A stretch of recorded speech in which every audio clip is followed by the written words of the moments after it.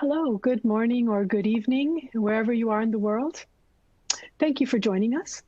If you are joining this session, it's because you are interested in learning more about how to finance your education at MCPHS as an international student. If you are a U.S. citizen or a permanent resident, you will want to jump off and join the Financing Your Education session for U.S. citizens that will talk about government loans and grants and how to apply through FAFSA.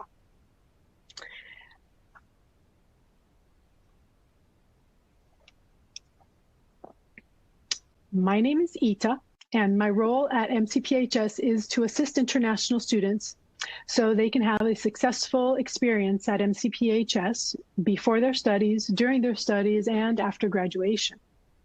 And joining me today is Beth Gorham. Hi, Beth. Hi, Ita. Thank you for having me. My role is Director of Student Financial Services for all of our campuses at MCPHS University. And my team works directly with Ita's counselors, working hand in hand to have a successful onboarding of all of our international students. So welcome. Glad you're here tonight. Now, Beth, you have an entire team of student financial advisors. Do they also assist international students?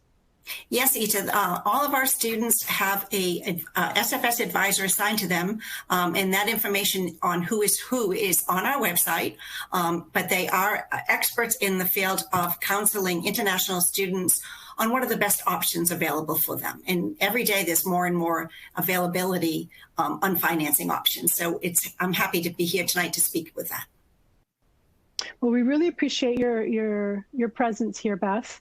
I know that admissions counselors do work hand in hand with your student financial advisors to walk international students through all the different questions that come up regarding financing education.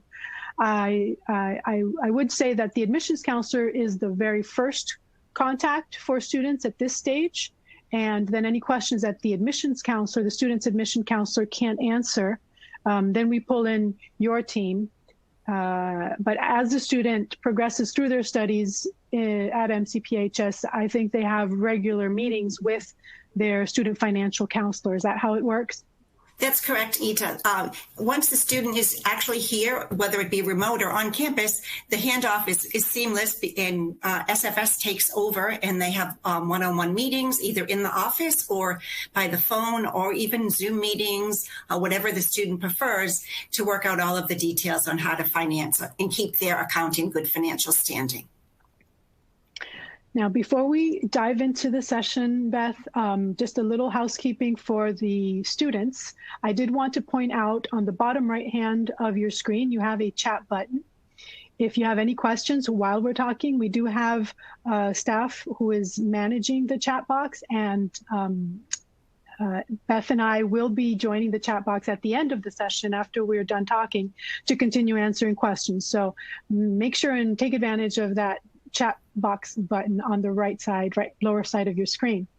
Now, Beth, first question that students are going to ask is, how much does it cost to attend MCPHS? Correct, Ita. The first slide outlines our tuition rates for this current school year for our undergraduate degrees, our accelerated degrees, and our professional phase of the program. This, as a reminder, is just the tuition. To get into the nitty-gritty, you can use this web URL here to go into our website, and that will outline any kind of fees that you will have. Again, this is just tuition, so you do have to remember you need to be thinking about your housing cost, whether you're going to live on the university housing or whether you're going to live off campus. If you need health insurance and maybe some clinical rotation fees as you progress into the program, there are other costs associated. But this slide gives you a good idea of what your tuition will cost for your first year. Well, thanks, Beth. Now, I know that you and I have had a continuing and often intense conversation about how what a big investment this is for families, for all families, but sometimes particularly for international students who might not have thought of studying abroad until very recently. And it's an important decision. So I want to take a little bit of time to talk about that investment and the return on that investment. In recent years, many consulting firms, ranking organizations, and research institutions have begun serious studies which analyze what really matters when looking at where to invest your tuition dollars. And that is, what is the long-term return on student investment? Now, that sounds like a conversation that might be better fit for students in business or economy or economics, but it's pertinent for you as healthcare students. So stick with me for a little bit. What the research has showed is that 10, 30, 40 years after graduation, there is statistical evidence that you would be making more money or higher salary after graduating from MCPHS than from other schools. In other words, these studies compare the amount of salary that you would have made if you had chosen a different school. This is called net economic gain. And according to the Boston Globe, for example, who did a report on these studies, that amount could be over $2.4 million after 40 years. Now, other than this information about net economic value and the return on investment of studying at MCPHS, there are two other statistics that I'd like to draw your attention to on this slide. First of all, MCPHS has the #1 most transformative college in the nation. What does that mean? Well, what this means is that when you take elite schools report high graduation rates or alumni success in prestigious careers. And that's expected because the students that go to these schools are students who are on track to enter those prestigious careers. What is really impressive is when a college helps students who might not have been on a path for that kind of high-level success. And the college can help those students who can do far better than what would have been expected from their academic and economic backgrounds. That's transformative, and that's MCPHS. Secondly, MCPHS is consistently in the top 10 of specialty schools for hosting international students of all of the United States, within all the United States. That ranking is very important to us because we've worked hard to earn it. MCPHS has a proven and successful pedagogy and method that has been designed specifically for international students for coaching them to transition into American healthcare. So this is a lot of information, but don't just take my word for it. All of these statistics are coming from outside sources, not from studies inside MCPHS. So go onto your favorite browser, type into Google MCPHS return on investment, and you can get a lot more details about all of this. So Beth, I'm sorry, I went into a lot more detail and took more time than expected, but I thought that was an interesting point. Now, back to what we wanted to talk about, which was payment options. I'm sure students, one of the first things they ask is, so how do I pay for my tuition when I'm not in the United States? Good point, Ita. So that we have many payment options. Once you become a student, you'll have a student account, and we have a portal that you can log in and manage your account. How do most students pay their bill? It's a really good question, and the right answer really depends on each student's individual case. Many students will do a loan. We have partnered with Flywire, which is an international payment option. It's a great experience for our students. They avoid any unexpected fees. You pay in your own currency. You can track your payment, and their customer service is really outstanding. And this is an easy way for international students to manage their payments.